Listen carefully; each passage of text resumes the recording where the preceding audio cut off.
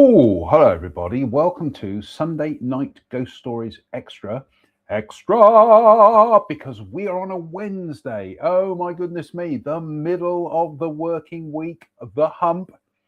And we do intend to give you the hump tonight. As you can see, we are in the library here. We've got the fire on tonight because it's a little bit chilly.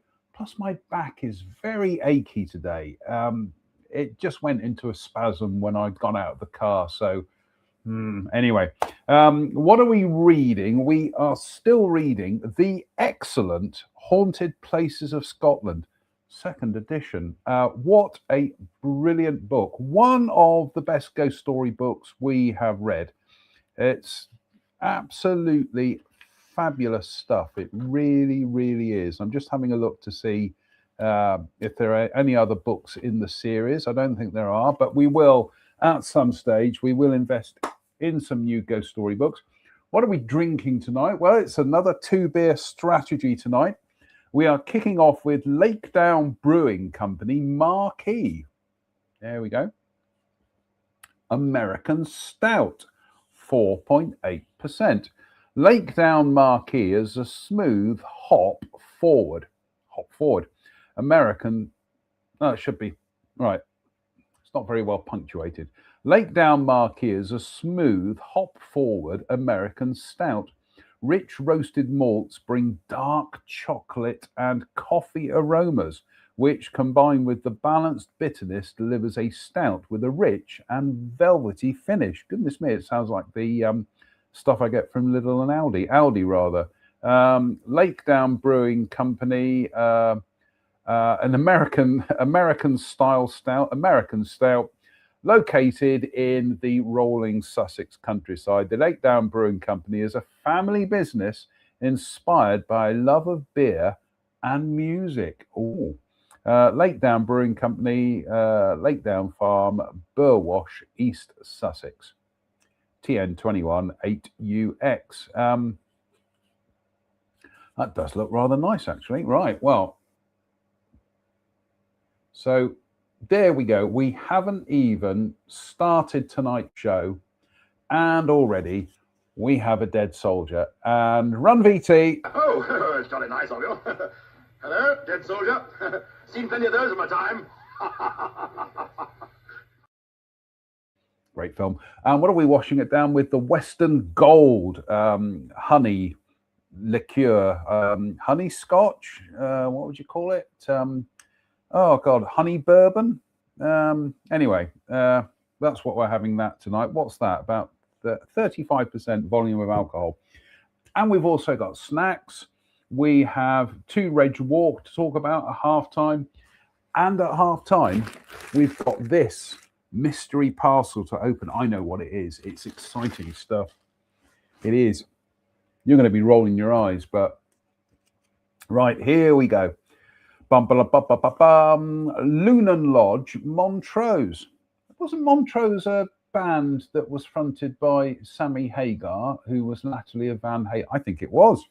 Look that up in a second. Anyway, Lunan Lodge, Montrose, set on a hill with excellent views across Lunan Bay. Lunan Lodge is an attractive building, first built as a manse and dating from the 18th century.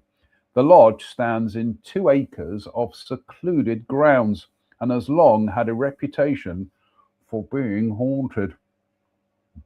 There are many reported manifestations, including a pretty maid spotted as often as 3 times a week, a man in +4s who is reputed to shout at guests, a stable boy, not a stable boy, a stable boy, and a presence witnessed on the stairs. Other activity is reputed to include bangs and clanks, often heard at night, and unexplained singing coming from unoccupied areas. Telephone number, website address. A paranormal investigation was undertaken in December 2006 and in February 2007 by Ghost Finders, website address, and by Ghost Hunters Scotland, website address. Right, let's have some of this, what it's called again now, Marquee American Stout. So it promises coffee and chocolate flavors. Let's just see what the ingredients are. Water, barley, wheat, oats, hops, yeast, gluten-free, vegan-friendly. So, as always, in the magnificent Rush beer glass, courtesy of viewers Kirsten and Steve, the United States. Cheers, me beers. It does smell like the coffee stout from Aldi, so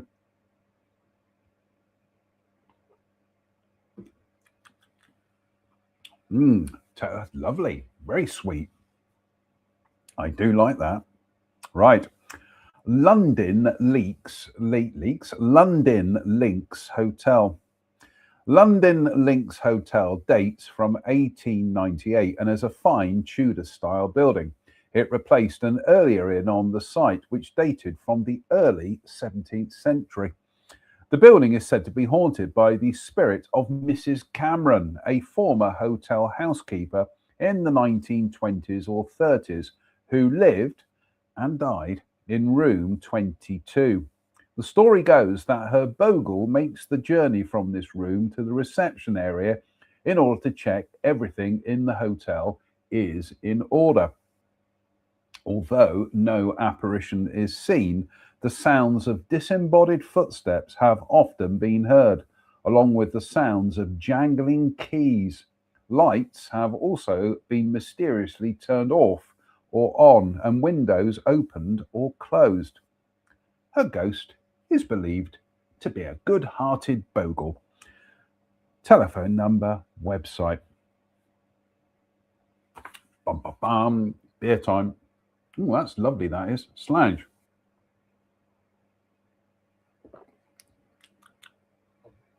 Yeah, that is very, very nice. I think we'll wait until we get into the quarter-hour mark, and then we'll have a beer. Then we'll have the bump, rather. So, Macduff's Castle. Macduff's Castle, a ruinous but picturesque stronghold by the sea, was held by the Wemyss family. In 1666, the Countess of Sutherland, who was a daughter of the second Earl of Wemyss, lodged her children here during the plague in Edinburgh. The castle is said to be named after the Macduff Thanes or Earls of Fife, who have had an older stronghold here, and other owners included the Livingstones, the Hamiltons, and the Colvilles, before the property returned to the Wemyss family in 1630, which is about 4:30. The ghost of a woman, the Grey Lady, reputedly haunts the castle. She is thought to be Mary Sibbald, who ran off with a gypsy laddie but was accused of thievery. A court found her guilty and she was sentenced to be whipped, but the punishment appears to have killed the poor woman.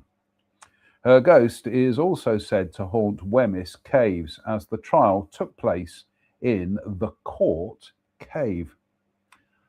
View from exterior, which sounds like dating advice for me, quite frankly. What are we up to? 10:22. So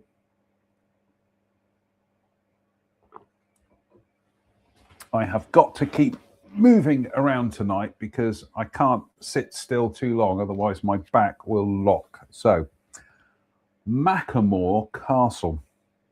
Macklemore Castle is a tall and imposing mansion with towers, turrets, and dormer windows. Macklemore Castle, a tall and imposing mansion with towers, turrets, and dormer windows, incorporates an old tower house. There is a tale that the castle was originally to be built on higher ground at another site, but the foundations were mysteriously removed each night. I think that should be mysteriously removed each night, leading the laird to believe that there was supernatural intervention. So the castle was built at its present spot. Reputedly, a hoard of gold hidden in a kettle is secreted somewhere under the floor of the castle. Macklemore was held by the MacDowells, although by 1866 the property had passed to the Dunbars. The building is now used as a nursing home. At one time, the castle was said to be haunted by a white lady, although it is reputed that few have ever spotted the ghost. In the chamber known as Duncan's Room was said to be a bloody handprint, which could not be removed from the floor, whatever was done. Even replacing the floorboards did not work, as the handprint returned. This room was also the scene of other manifestations, such as the rustling of a dress, mysterious footsteps, and noises like a drawer being opened and shut. Nursing home, telephone number, website. Do you know what? We are just going to look up what a manse is. I'm sure it's a smaller mansion. Bear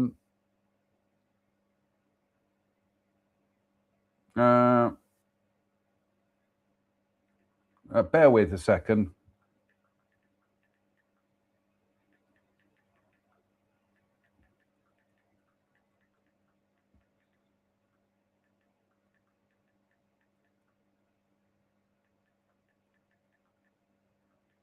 Right, a manse. Let's just look that up a second.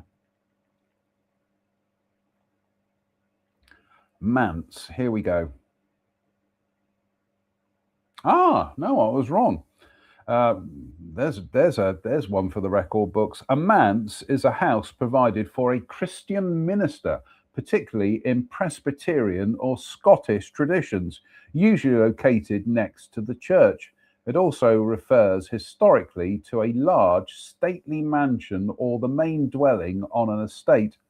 Synonyms include parsonage, rectory, vicarage, residence, and mansion.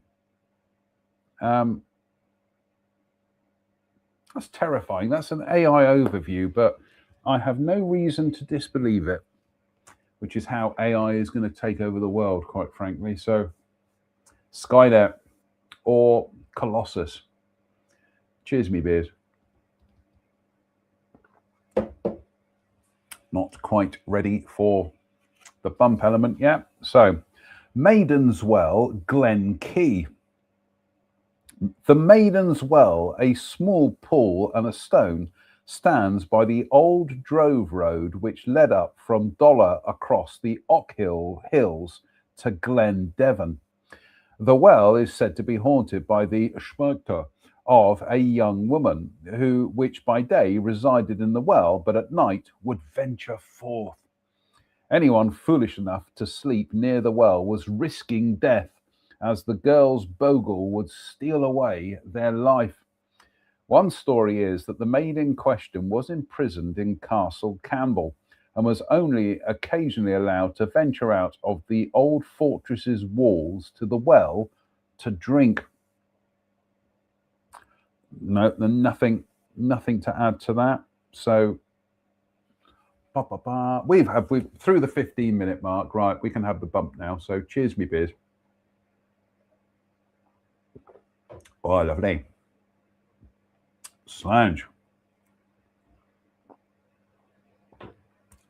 Oh, that is beautiful. That honey gold. Is it Western Gold honey? That is my new favourite. Get off your face drink, quite frankly. Right, Mains Castle, Dundee. Located in Cairds Park, Mains Castle is an impressive courtyard castle dating from the 15th century, with ranges of buildings forming three sides of a courtyard, while the last side is completed by a high wall. The property was held by the Douglas Earls of Angus from the 14th century, but passed in 1530, which is 3:30, to the Grahams, and they built most of the existing castle. One of the family, Sir David Graham, nephew of Cardinal Beaton, was executed for plotting to restore Catholicism to Scotland in and around 1592.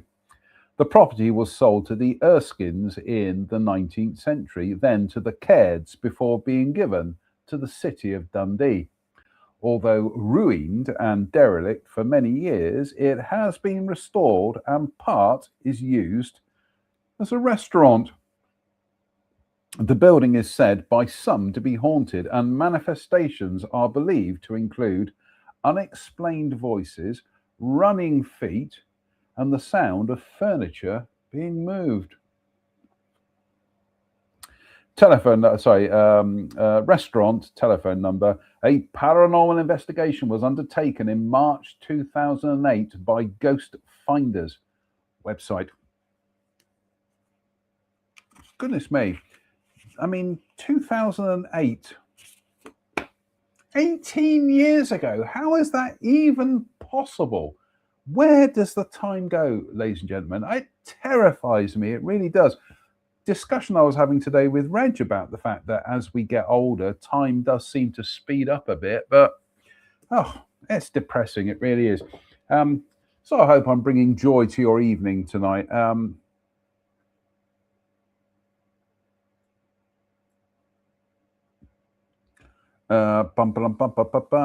hello. Who's this?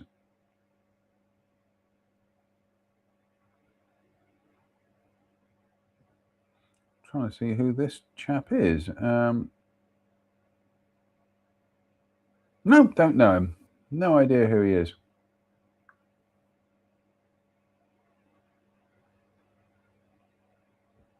Oh, 2010. Oh, that's the Prince Charles Theatre, which is nowhere around here, so that's disappointing.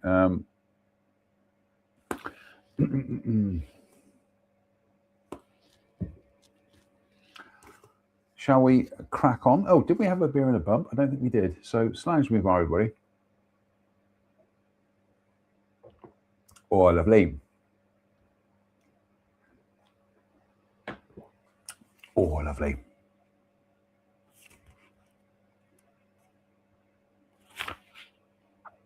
Just trying to see. Right there. Yeah.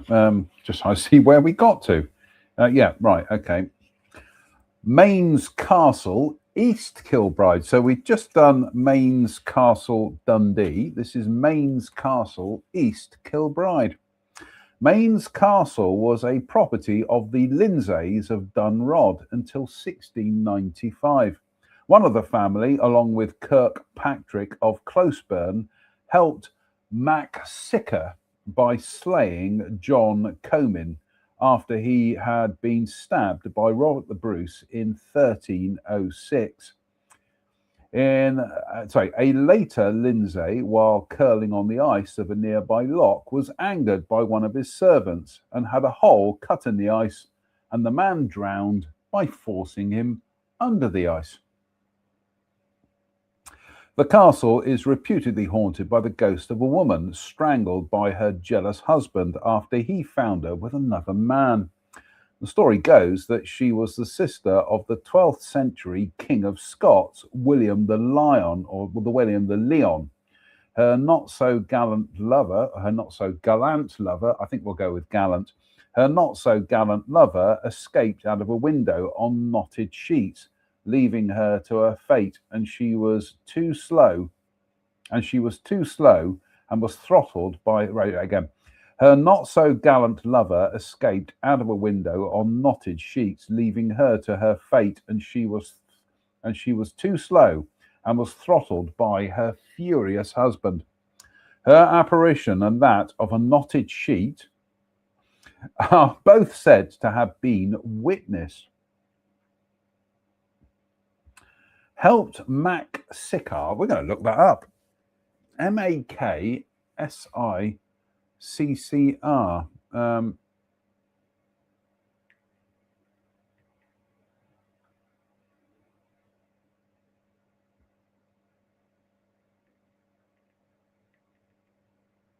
Mac Sicker meaning. Right. Mac Sicker is a Scots phrase meaning make sure or make certain. It is historically significant, famously used by Sir Roger Kirkpatrick in 1306 before finishing off a wounded John Comyn to ensure Robert the Bruce's rise to the Scottish throne. It implies taking decisive action to guarantee a result. So there we go. So Max Sickar helped make a result by slaying John Comyn after he'd been stabbed by Robert the Bruce in 1306, which is 6 minutes past 1. Right. What are we up to? 22 minutes. We are rapidly heading towards half time. Cheers, me beers. Oh, lovely. Slange. Oh, lovely. Manderston. Standing in 56 acres of the gardens and policies, Manderston is a fine Edwardian mansion, part of which dates from the original house of 1790. And the building features the only silver staircase in the world. The present mansion stands on the site of a castle. Manderston was a property of the Homes. Sir George Home of Manderston was involved in a witchcraft accusation involving his wife and Alexander Hamilton. Also see Pencate Castle. The lady was cleared, but Hamilton implicated many others and himself, and he was executed in Edinburgh in 1630, which is 4:30. The house was virtually rebuilt between 1903 and 5 for Sir James Miller, a millionaire racehorse owner whose family acquired the property in 1890. The Channel 4 series, The Edwardian House, was filmed at Manderston. Some stories have the house haunted by the apparition of a woman on the main stairs. The ghost identified in one account as Lady Evelyn, Sir James's wife. This tale, however, has been refuted. Open mid-May to the end of September, Thursday to Sunday, bank holiday Mondays, late May to August, other times group visits by appointment. Telephone number, website. Oh, brilliant book. I am going to have to look up to see what other books they do. It's first class. Anyway, cheers, me beers. Oh, slange. Right, let's crack on. Mansfield Castle Hotel, Tain. Mansfield Castle, which is now a fine hotel, was probably first built in the 1870s for Thomas Darling, who had purchased the property from the Ross or Rose family. In 1890, the property was bought by the Fowlers, and the owner was Provost of Tain for some 12 years. The Fowlers extended and refurbished the house inside and out, with the addition of the tall tower. Read that again. The Fowlers extended and refurbished the house inside and out, with the addition of the tall tower. Mr. Fowler died in 1930, and then his wife some 8 years later. It is her ghost that is said to haunt the building, although the Bogle is reputed to be interested in the welfare of the house and to be more active when changes are being made. The ghost is reported not to be frightening or unpleasant. Hotel, telephone number, website. I don't know though. I mean, you could have a not frightening or unpleasant ghost could walk in through the library door at the moment. I would probably poop myself. It doesn't need to be frightening or unpleasant. Supernatural. What are we up to? 26 minutes. I think we've got the beer burps coming up, folks. We do. Oh, there we go. The beer burps. 26 minutes and 22 seconds. It was always going to happen. Slange me bar. Oh, cheers.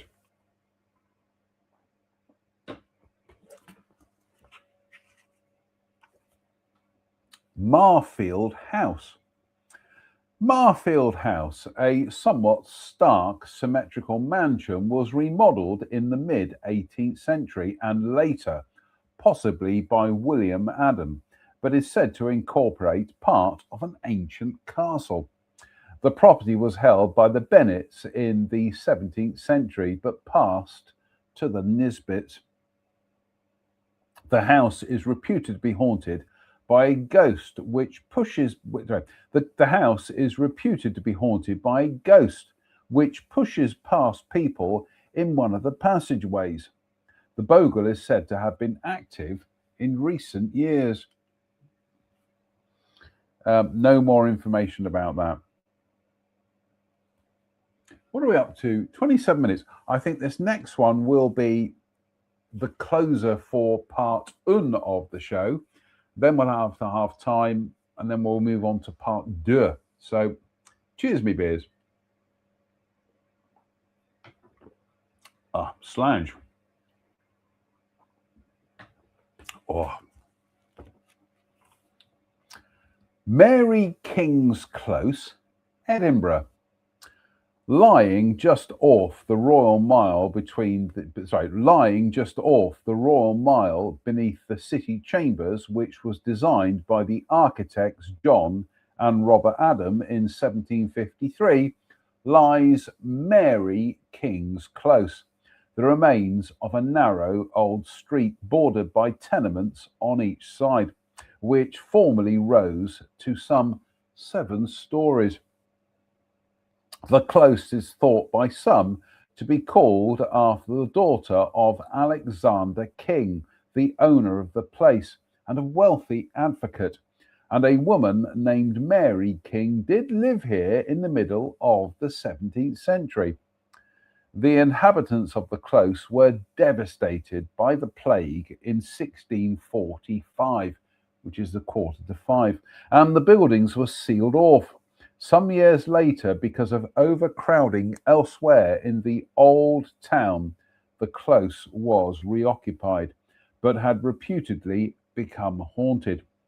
Apparitions were seen frequently, including disembodied men and headless animals.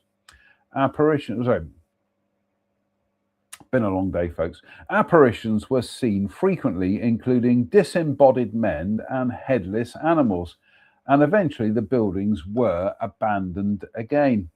The upper floors were then demolished while the lower part was sealed over, and the city chambers were constructed on top.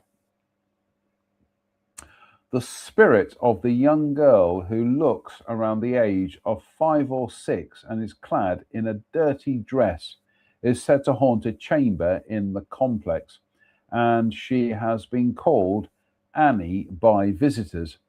Many toys have been left for her in the room where she is said to be witnessed. Other ghosts are reputed to be that of a dog, as well as that of a tall, thin woman clad in a black dress, witnessed quite recently. Other disturbances include cameras flashing for no apparent reason and not working in parts of the close. Open all year, daily, except the 25th of December. Telephone number, website. Paranormal investigations have been undertaken by Ghost Finders, website. Featured in Living TV's Most Haunted Series 4, 2004, and Most Haunted Live, 2006, and the Sci-Fi Channel's Ghost Hunters International. Right, that's it.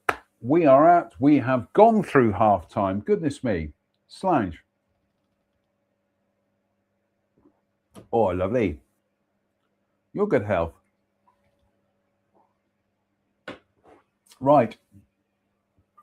Part 2 of tonight is Guinness, which we bought the other week for the St. Patrick's Day ghosts. Whoops, a daisy. I have not had, well, I was going to say I've not had Guinness for years.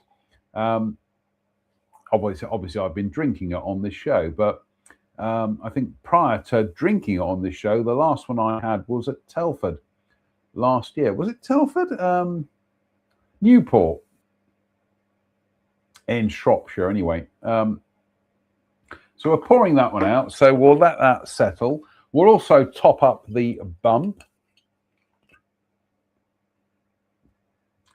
We're also going to have some snacks as well. Oh, I think we'll have a bit more bump than that. So what have we got snack-wise? We have got the excellent wasabi rice snacks, which friend Faye got me into.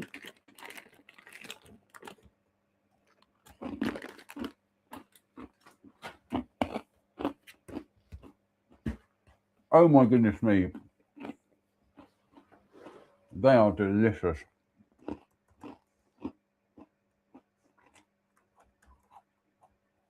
Right.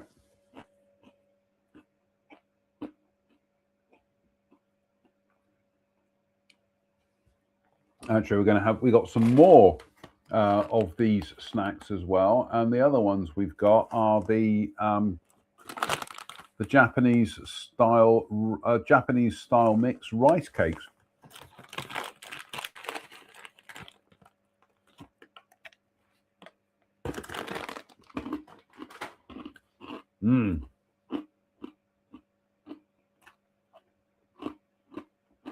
Right.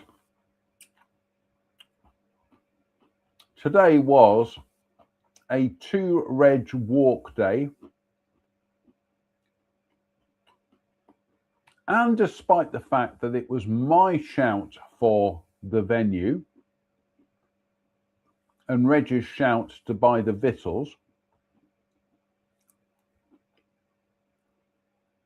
my choice of venue was poo-pooed before we'd even gone anywhere. So we agreed that we would do a local walk today. So we ended up doing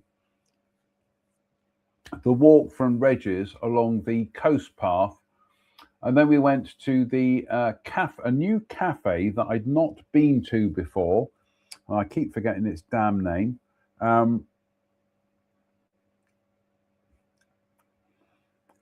The new cafe I'd never been to before was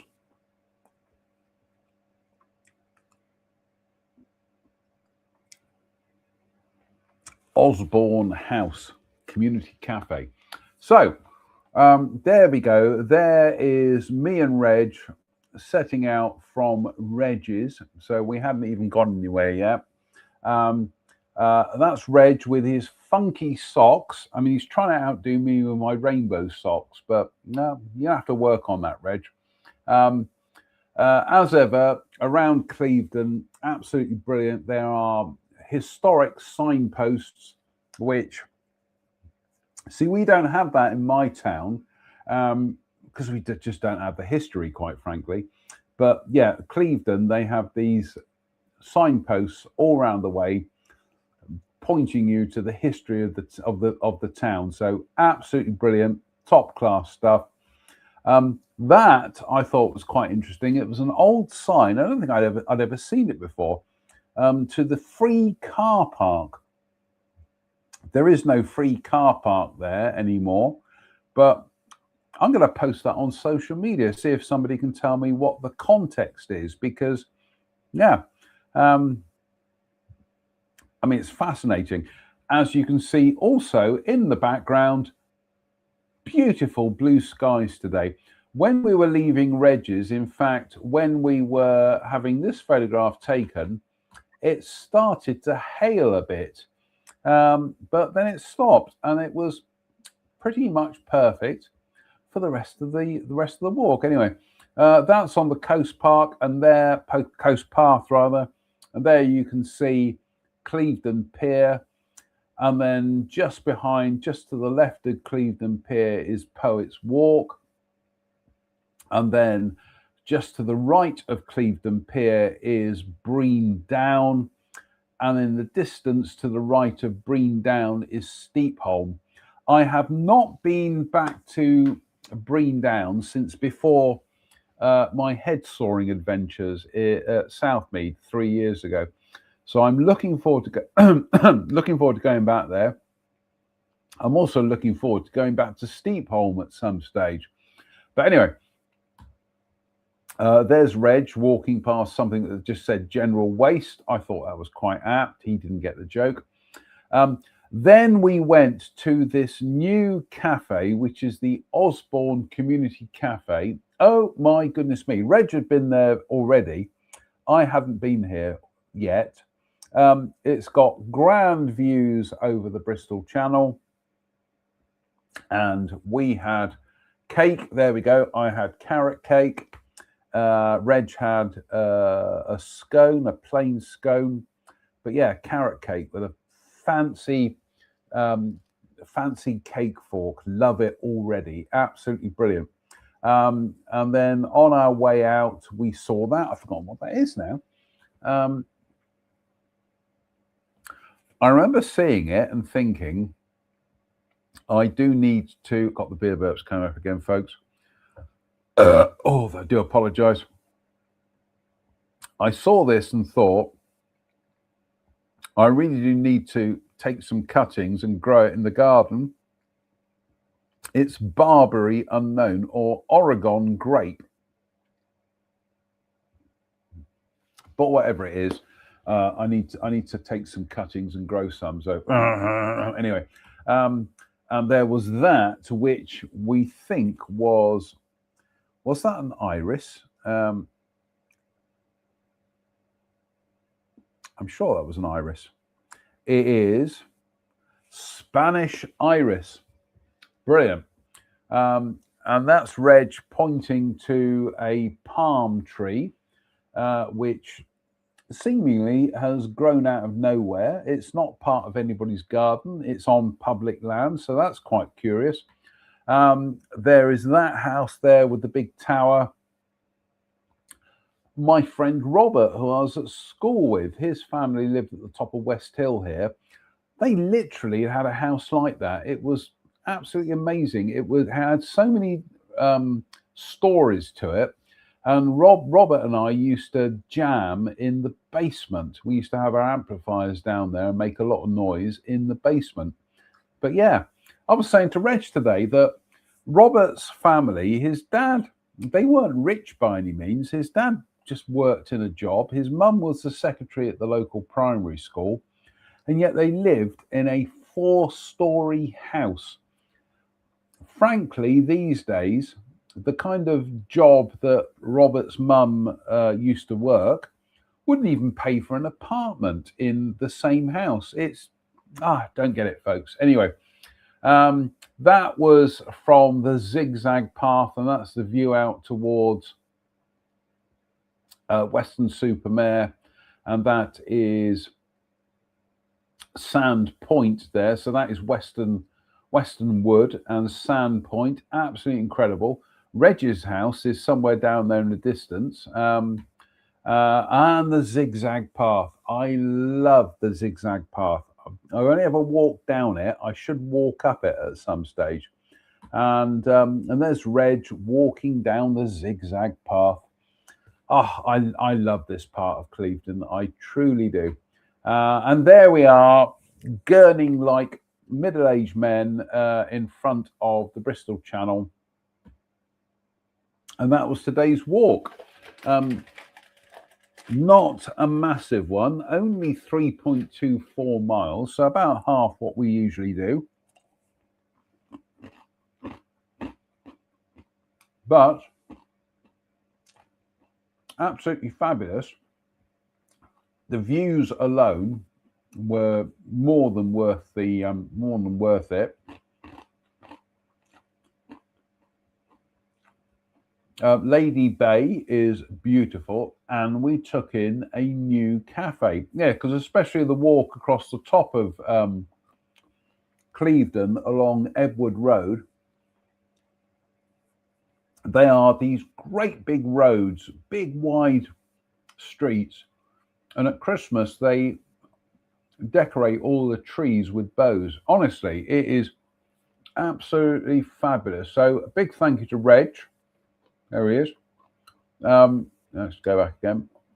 Big thank you to Reg for that today. Just what I needed to do. And oopsie-daisy. And fabulous stuff.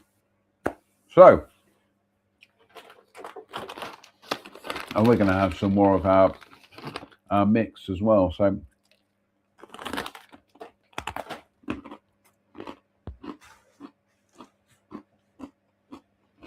now, exciting times. We have a package has turned up. What could be in the package? I know what it is. I can hardly contain my excitement, folks.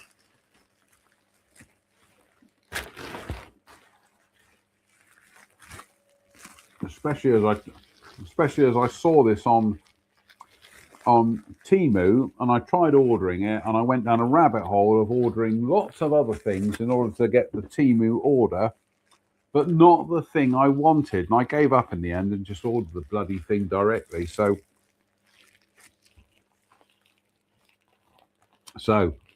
bear with. I'm trying to get my fingers through the packaging here. Hello, welcome to Sunday Night Ghost Stories Extra. If you've never watched this show before, it's all about a confused man from Dudley. Oh, there we go. That's more like it. I think it's a Monopoly set. Shall we find out?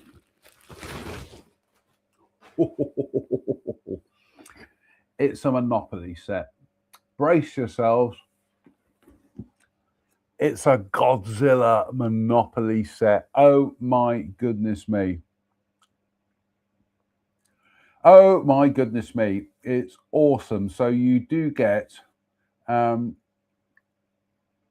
bit like Monopoly, you get characters that you can play as. And you can play as Godzilla, obviously the king of the monsters, King Ghidorah, Mothra, Minina, which is his son, Mechagodzilla, and Rodan. I cannot wait to play this. Oh my goodness me. Some of my poor friends are going to get mugged into playing that with me, but I think I paid about 25 quid for it in the end, which I'm not complaining. But Temu were offering it for about £1.50. But in order to get it for £1.50, you had to buy other things, and that wasn't working. Honestly, Temu, not impressed. So anyway, so if you're one of my friends and you just tuned in and you want to play Godzilla Monopoly, let me know. I'll bring it round. So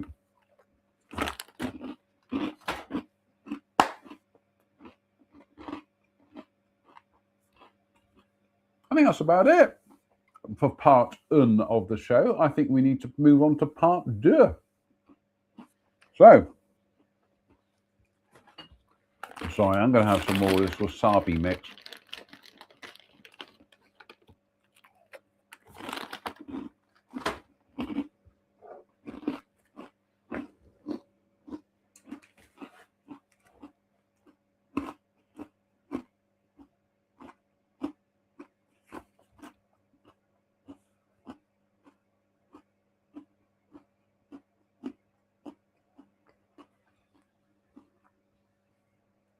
Mary, Queen of Scots house, Jedburgh. Set in a formal garden, which is now a public park, Mary, Queen of Scots house is an altered 16th century T-plan tower house of 3 stories. Mary, Queen of Scots, stayed in a chamber on the 2nd floor.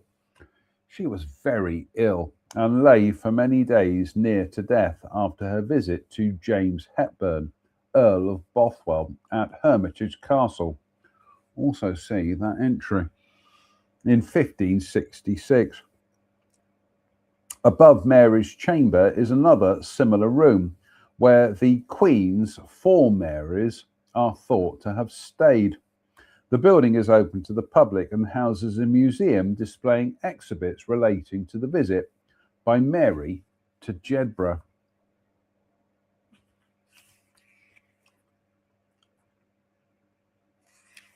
The building may be haunted, at least according to a well-known medium and psychic investigator. Open early March to November daily. Telephone number, website. And that's that then. A well-known medium.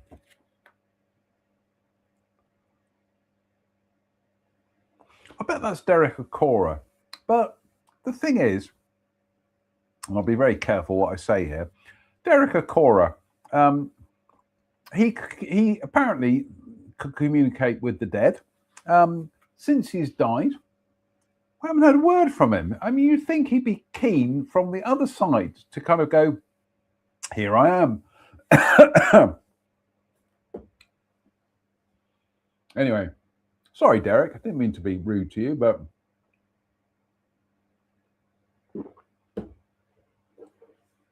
oh, the Guinness. Yeah, sorry, I meant to say, part deux of tonight's show, we are polishing off the Guinness draft stout, which is what, 3.4.1%. What do you know? We have a dead soldier and Run VT. Oh, it's jolly nice of you. Hello, dead soldier. Seen plenty of those in my time. Right.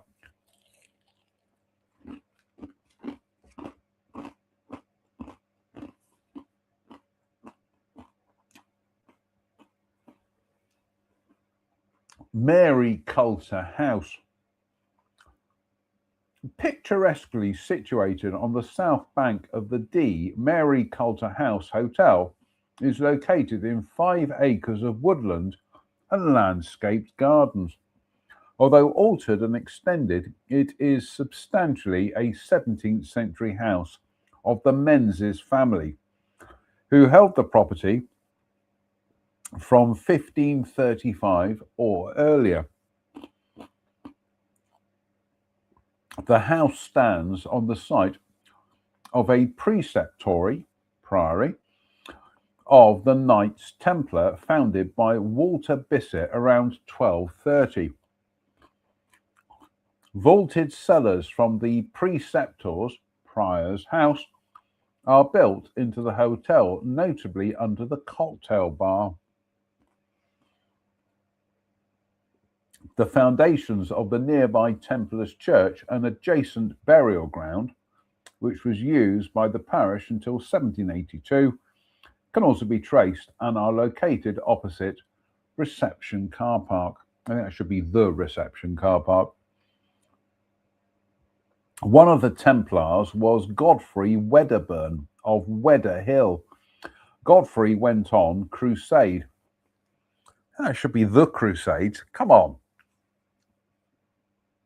But he was badly wounded and was only nursed back to health by a beautiful Saracen woman, with whom he formed a close but chaste bond. When he had recovered, he returned to Mary Coulter. Years later, the Saracen woman travelled to Mary Coulter to find her old friend. The preceptor did not believe such a relationship, even an innocent one, could be permitted, and Godfrey was forced to kill himself. The Saracen woman plunged a knife into her own chest, but as she did so, called down a curse, and a lightning bolt struck down the preceptor and fried him, leaving a scorched hollow where he had been. This hollow, the Thunder Hole, which was formerly much deeper, can still be seen. It is said that Godfrey and the Saracen were buried side by side, but that his apparition returns to ride over the hills of King Corsey, while the ghost of the beautiful Saracen woman has been seen in the woods. Hotel, telephone number, website.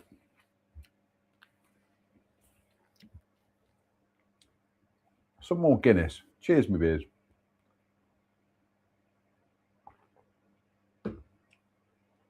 Some more bump. Slange.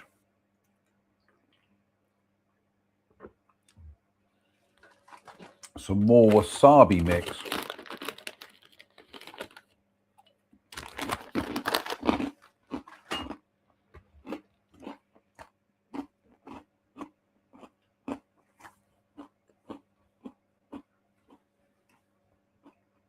Medwin House. Medwin House, a fine mansion, incorporates parts of a 15th century building, which was used as a coaching inn, known as the Brighouse Inn. The main road to Edinburgh used to follow a course nearer to the house. One innkeeper, James Weatherspoon, used to follow one innkeeper, James Spedwin, is reputed to have been involved in the murder of David Rizzio. The lands were purchased in 3 lots from 1802, and in the 19th century, Medwin was a property of the Forbes family and was home to John Hay Forbes, Lord Medwin, and a senator of the College of Justice, who was an eminent judge and died in 1854. The original building was developed and extended by Lord Medwin into an attractive mansion, and the house was put up for sale quite recently with offers of more than £975,000. The sounds of ghostly horses and a coach are said to have been heard near the house. Nothing else to add there. Oh, what are we up to? 53 minutes. I think we'll rattle on and we'll get to the get to the end, and then we'll have some supper. So cheers, me beers. Oh, Slange in the magnificent United Federation of Planet shot glass. Look at that. What a beauty. Again, courtesy of viewers Kirsten and Steve in the United States. So, Slange me var, everybody.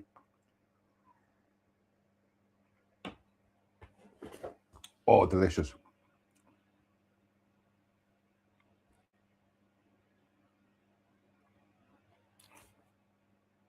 Medwin House. I keep thinking of the actor Michael Medwin, who used to be in the BBC drama series Shoestring, starring Trevor Eve, which was filmed all around Bristol.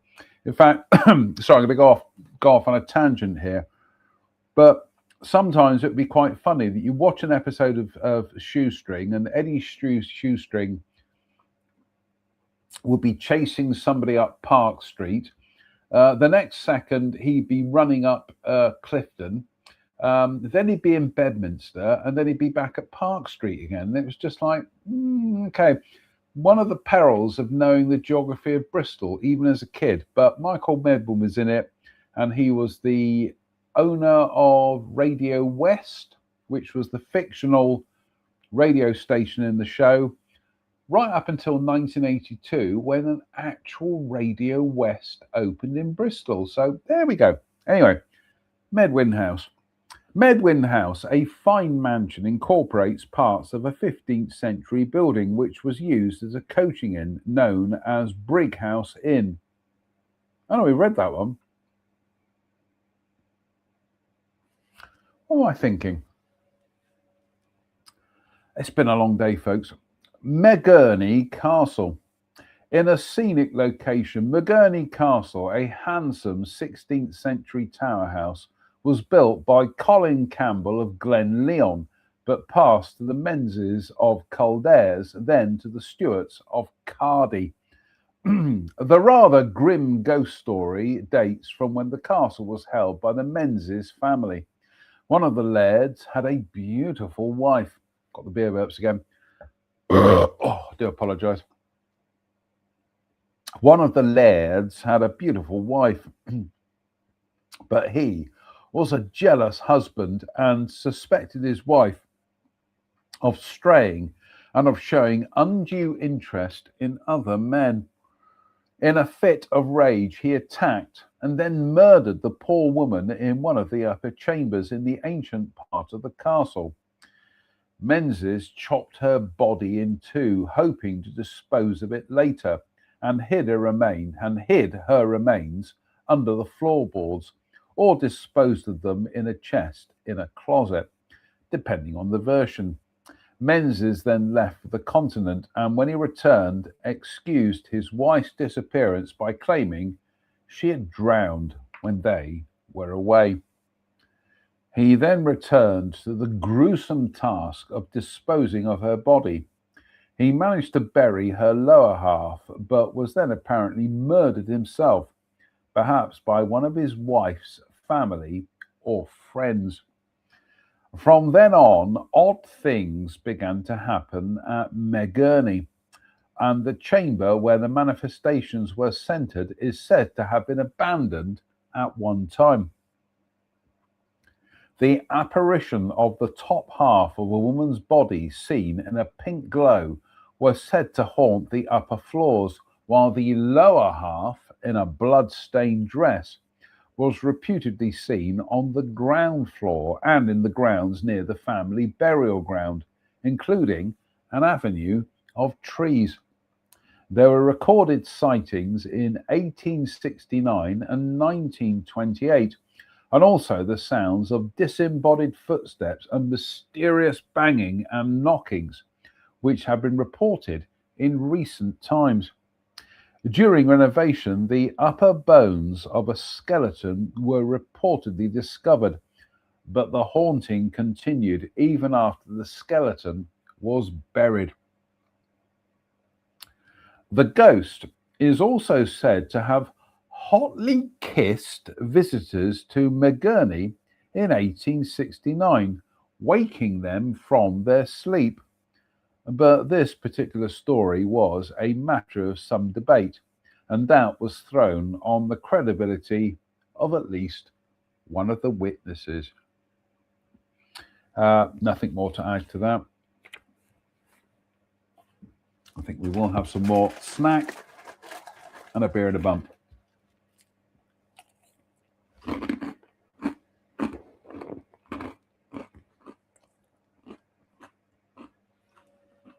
"59 minutes. We are heading towards the denouement of tonight's show.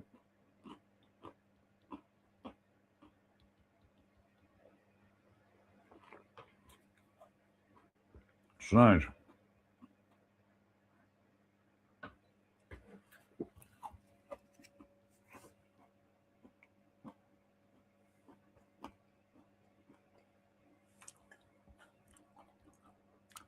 Megginch Castle.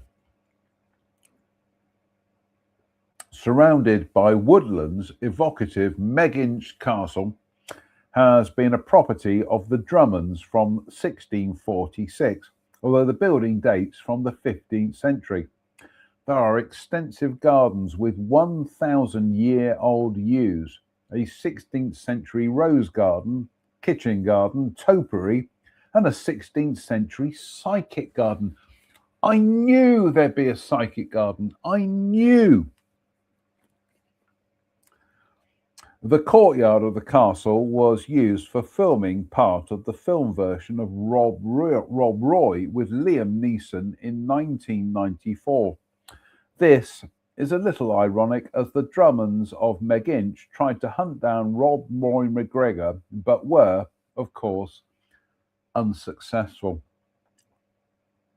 One of the rooms in the old part of the castle is said to be haunted by the whispering of two gossiping women coming from a former nursery. The story is that the whispering is mostly heard after guests have visited, and that the sounds stop as soon as anyone tries to approach or when the door to the chamber is opened. Castle not open. Gardens are open April to October, Wednesdays only. July daily. Other times by prior arrangement. Telephone number.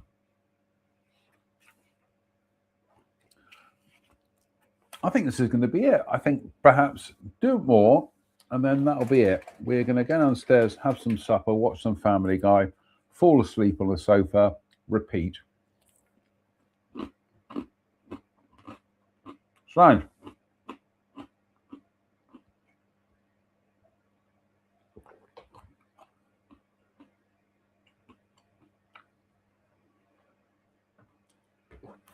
Is it going to be a 3 bumper tonight?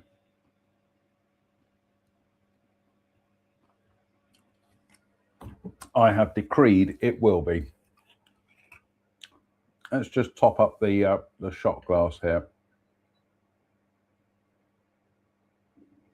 Yeah, it's going to be a 3 bumper. It's my show. I make up the rules. Right. Meldrum House. Standing in 15 acres of landscape parkland, Meldrum House is a sprawling mansion with round towers. It incorporates an ancient castle dating from as early as the 13th century. Part of the basement is vaulted. Meldrum was a property of the Meldrum family until about 1450, which is 10 minutes to 3, when it passed to the Seatons. Then from 1670 to the Urquharts, then latterly to the Duffs. The house was altered down the centuries, including removing the upper story, and is now used as a hotel and golf club. The house is traditionally believed to be haunted by a green lady who has reputedly been seen many times. Recent reports, however, have her clad in white. Or this may be another ghost, and she has been identified by some as Isabella Douglas.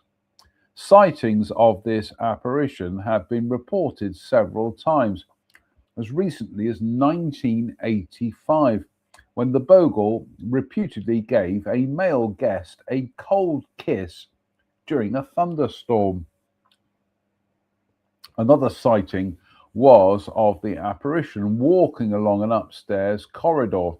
It was believed by some that this spectre only appeared to children when they were alone. Afterwards, the children would report that a lady in a white dress had been taking care of them. One account states that the ghost behaves differently when content, moving slowly and serenely, or when angry, when it is much quicker and more chilling, and showing some characteristics of a Graugach. It is said by some that this Bogle, or perhaps another, scratches the chest of men. I think it should be chests. It is also said by some that this Bogle, or perhaps another, scratches the chests of men staying in room 3, provided they are from one of 3 families that owned Meldrum, namely Meldrum, Seaton, or Urquhart. Although no mention is made of the Duffs in this account. Hotel, telephone number, website. Right, that's it. That's going to be last one for tonight. Slange me bar.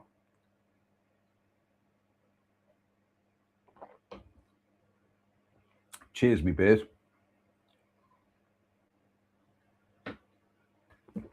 Oh, we've just gone past 2112. Great album. Right. Melgund Castle. An impressive and interesting building, Melgund Castle is an L-plan tower house and half block, which dates from the 16th century. Although ruinous for a long time, the main part has been restored in recent years. Melgund was held by the Crammons, but the property passed to the Beatons. The castle was built by Cardinal David Beaton Archbishop of St Andrews and Chancellor of Scotland, and Margaret Ogilvy, his mistress or wife. They married before he was made a cardinal, and they had 7 children together. I will read that again. That's a shocking reading. Right, start again. Melgun was held by the Cramons, but the property passed to the Beatons. The castle was built by Cardinal David Beaton, Archbishop of St Andrews and Chancellor of Scotland, and Mary Ogilvy, his mistress or wife. They married before he was made a cardinal, and they had 7 children together. There is a panel at Melgun bearing their heraldic shields. Beaton was murdered on the 29th of May, 1546, which is 3:45, at St Andrew's Castle. Also see that entry. Although Marion continued to live here until his murderer, Beaton was murdered on the 29th of May, 1546, at St Andrew's Castle. Also see that entry. Although Marion continued to live here until after his murder, until after his murder. Oh God, I can't see where we are here.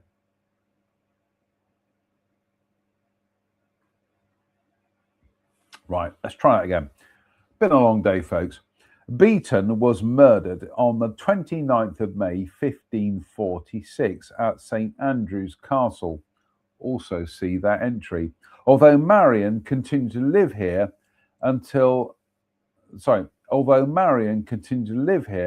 after his murder until she herself died in again. Beaton was murdered on the 29th of May, 1546, at St Andrew's Castle. Also see that entry. Although Marion continued to live here after his murder until she herself died in 1575.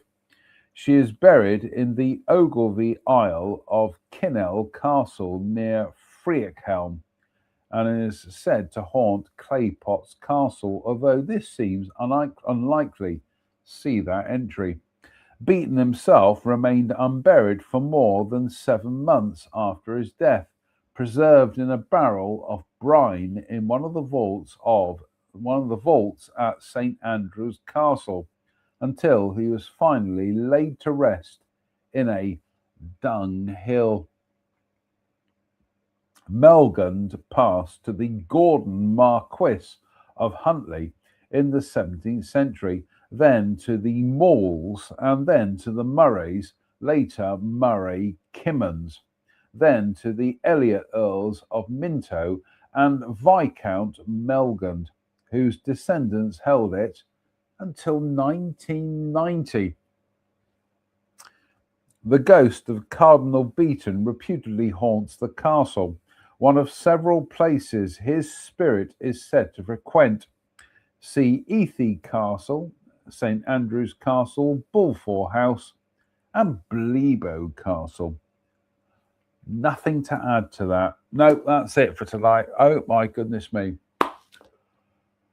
Oh, epic. Absolutely epic. Right, Slange move, everybody.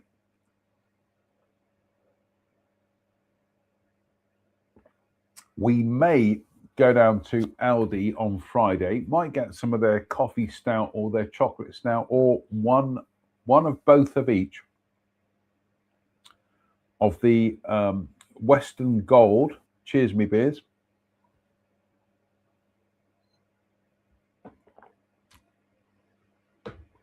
Oh my goodness me. Right. That's it for tonight. Fingers crossed.